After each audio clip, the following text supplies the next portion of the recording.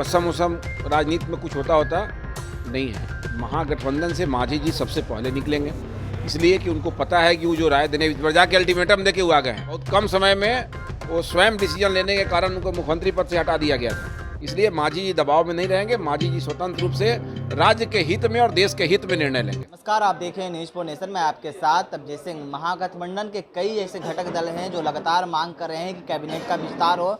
जैसे में बात करें तो कांग्रेस और दूसरी तरफ मांझी कैबिनेट विस्तार की मांग कर रहे हैं और दोनों एक एक मंत्री का भी मांग कर रहे हैं।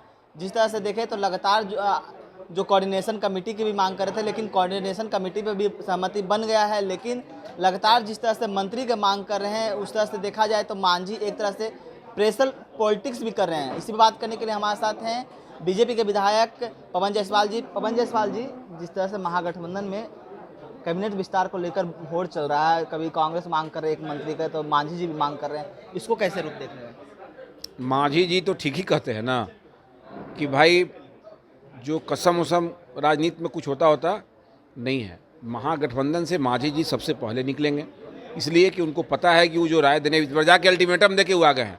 ये मत पूछिएगा कि मांझी जी गए थे अपने विधायकों को लेके तो वो कोई राय देने गए थे। वो जाके अपनी अल्टीमेटम देके सरकार को आ गए हैं कि आप मेरा जो सुझाव है मान लीजिए, नहीं तो मैं चला। मतलब दे दिए अल्टीमेटम ना समझिए। इतने विधायक को लेके इतना दिन के 1 साल के गठबंधन में नहीं गए, अभी के समय में गए हैं तो वो एक अपना राय दे के आ गए हैं। आज मांझी जी बैठक भी की है अपने तमाम विधायकों के साथ। क्या लगता है मांझी जी छोड़कर आप लोग मांझी जी का संसदीय जीवन काफी लंबा है। मांझी जी दबाव में रहने वाले लोग नहीं हैं। दबाव में रहना होता तो मुख्यमंत्री बने रहते। बहुत कम समय में वो स्वयं डिसीजन लेने के कारण उनको मुख्यमंत्री पद से हटा दिया गया था। इसलिए मांझी जी दबाव में नहीं रहेंगे। मांझी जी स्वतंत्र रूप से राज्य के हित में और देश के हित में निर्णय लेंगे। लेकिन मांझी जी से पूछा जाता है तो बोलते हैं कि जिधर नीतीश कुमार रहेंगे उधर रहेंगे, और कसम भी खाते हैं तो फिर बोलते हैं कि कसम कुसम राजनीतिक में नहीं होता है। तो क्या प्रेशर पॉलिटिक्स? राजनीति में कसम नहीं होता है। राजनीति में समय और परिस्थिति माने रखता है। मान लीजिए कि अलग अलग दल चुनाव जीत जाए और किसी को पूर्ण बहुमत में नहीं हो और राज्य पर आर्थिक बोझ नहीं बढ़ाना हो, मध्यावधि चुनाव से टालना हो, तो मजबूरी में तालमेल तो होता ही है।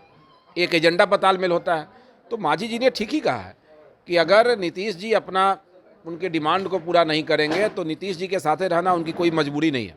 लेकिन जिस तरह से बात कर रहे हैं कि विपक्ष एकजुट हो रहे हैं और कह रहे हैं कि कांग्रेस गैर कांग्रेस को लेकर विपक्ष कभी भी एकजुट नहीं होगा, लेकिन बिहार में मंत्री के मांग कर रहे हैं, उन्हें मंत्री नहीं दिया जा रहा है कांग्रेस को। कांग्रेस क्या है? नीतीश कुमार जी के सामने कौन पार्टी है?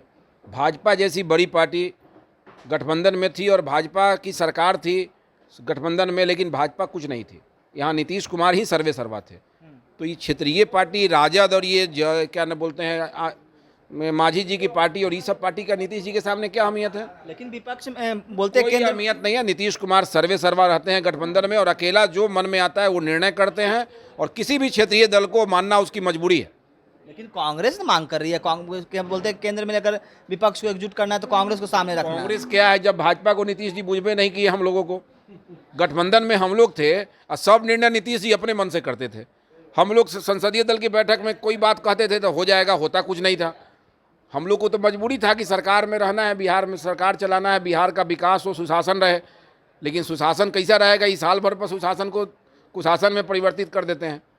इसलिए नीतीश जी के साथ कोई गठबंधन रहेगा, अकेला नीतीश जी का रहेगा, गठबंधन नहीं रहेगा। लेकिन जिस तरह से देखा जाए कि महागठबंधन की सरकार है जिसमें तीसरे नंबर की पार्टी कांग्रेस है। गठबंधन की सरकार नहीं है, केवल नीतीश कुमार की सरकार है। पहला विषय तो ये समझ लीजिए आप।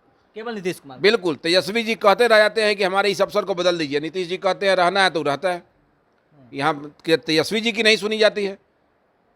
कई आईएएस अधिकारी का भी तबादला हुआ, कई का अतिरिक्त प्रभार भी दिया गया है। पहले भी भाजपा के टाइम में भी नीतीश जी राय नहीं करते थे, तो राजद के टाइम में क्या राय करेंगे?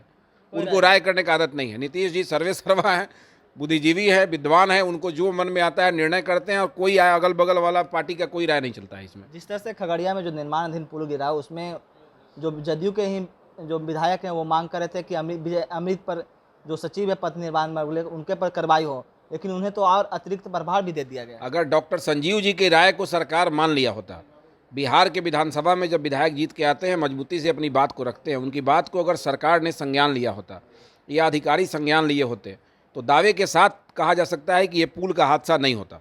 लेकिन प्रत्यय अमृत पर कार्रवाई करने की मांग कर रहे थे डॉक्टर संजीव जी, लेकिन उनको तो और अतिरिक्त प्रभार दे दिया गया नीतीश कुमार की तब तेजस्वी यादव जी के मांग करने से मांग पूरे नहीं हो रहा है, तो डॉक्टर संजीव जी के मांग करने से कौन मांग पूरा होने वाला है नीतीश कुमार जी के यहाँ? मेरा जो प्रिय है, पूरा दुनिया चिल्लाए, कोई मतलब नहीं है इन चीज़ों से। तो क्या जो जितने भी आईएएस हैं नीतीश कुमार बिल्कुल नहीं, नीतीश कुमार जी को ही नेता मानता है बिहार में, जो भी पदाधिकारी हैं। ये कोई तेजस्वी जी को और किसी क्षेत्रीय दल के नेताओं को जो गठबंधन में है उनकी कोई अहमियत नहीं है, उनको कोई नेता नहीं मानता है। चलिए, ये थे हमारे साथ बीजेपी के विधायक जी पवन जायसवाल जी ने तमाम सवालों का जवाब दिया। इस तमाम खबरों को बने न्यूज़ पॉइंट के साथ। नमस्कार।